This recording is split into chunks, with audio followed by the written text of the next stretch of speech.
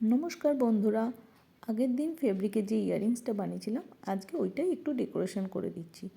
ওটা ইটসেলফও খুব সুন্দর দেখতে লাগছিলো, তাও এটা একটুখানি ডেকোরেশন করছি। ডেকোরেশনে খুব বেশি কিছু ইউজ করিনি।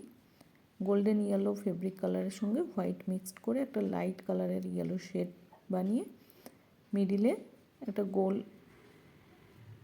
গোল এঁকে নিয়েছি।